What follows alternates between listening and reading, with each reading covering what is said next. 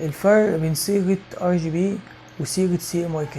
في الحلقة اللي فاتت اتكلمنا عن الفرق بين الفوتوشوب والإلستريتور والانديزاين، وعرفنا ايه الفرق ما بين كل واحد فيهم وايه اهمية كل واحد فيهم وكل واحد بيكون كويس في انهي حتة. لو لسه ما شفتش الفيديو ده اطلع شوفه من الاي اللي هتطلع فوق هنا، وهتلاقي اللينك بتاعه تحت في الديسكريبشن، خش وشوف. واتكلمنا برضه في الحلقة اللي قبلها اتكلمنا عن ادينا نبذة عن مجال الجرافيك وازاي تتعلمه وايه المصادر وتبدأ بايه وكل الكلام ده. برضه الفيديو ده هيفيدك لو انت لسه داخل في مجال جديد وعايز تعرف الكلام ده. شوف الفيديو برضه هيطلع لك فوق وهتلاقيه تحت برضه في الديسكريبشن، ده هيفيدك في الموضوع ده، عشان الموضوع ده ذكرناه في الفيديو ده وقلنا ان احنا هنعمل فيديو عنه، وهو النهارده الفيديو اللي احنا هنعمله عنه. فدلوقتي ايه الفرق بين ال Rgb وال Cmyk؟ الاتنين دول هما صيغه الوان، كل صيغه بتستخدم في حاجات معينه، فعايزين نعرف الفرق ما بينهم. اول حاجه صيغه ال Rgb، وهي بتتكون كلمه نفسها من Rgb، يعني ريد وجرين وبلو، احمر اخضر ازرق. وال Rgb هي الصيغه الاصليه لاغلب الصور اللي بتطلع من كاميرا موبايلك او من كاميرا الفوتوغرافيه، وهي بتعتبر احسن صيغه لاستعراض الوسائط اذا كان على الموبايل ولا كمبيوتر ولا غيره، وكمان احسن صيغه للانترنت. دي الصيغه اللي بنستخدمها في الانترنت لما بنيجي نشارك صور على الانترنت او ننزل صور على الفيسبوك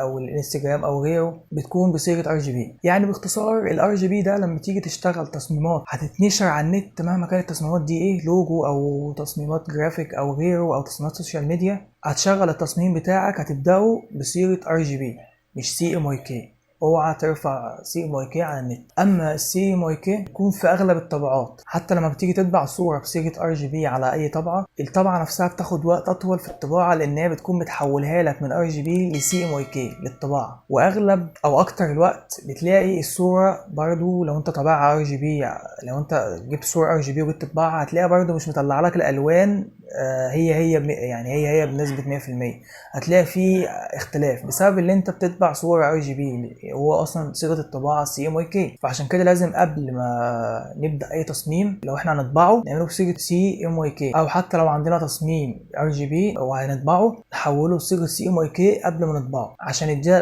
الالوان الحقيقيه في الطباعه. والCmyk الكلمه نفسها معناها السي والواي والام والكي، دول اللون السماوي والارجواني والاصفر والاسود، بحيث ان هم خدوا اول حرف من كل لون وحطوه هو الاول حرف، يعني Cmyk. بس الكي الاخرانيه دي هم ما خدوش في البلاك اول حرف، خدوا اخر حرف من البلاك وخلوها الاختصار بتاعها. ليه؟ عشان ما يحصلش زي تضارب ما بين حرف البي اللي في ال Rgb وحرف البي اللي في Cmyk. بس ده الموضوع كله باختصار. طيب باختصار اكتر، يعني ايه اعمل ايه بعد كده؟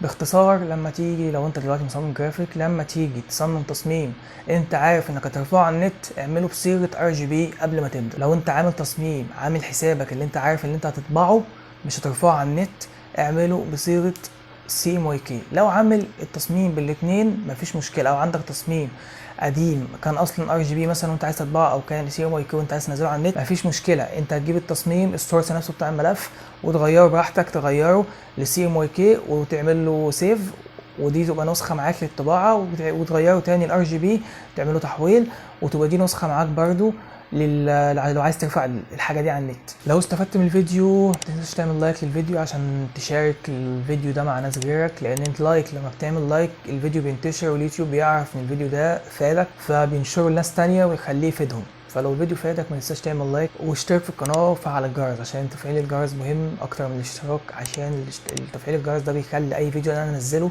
بيوصل لك في الاشعارات على طول اول ما ينزل.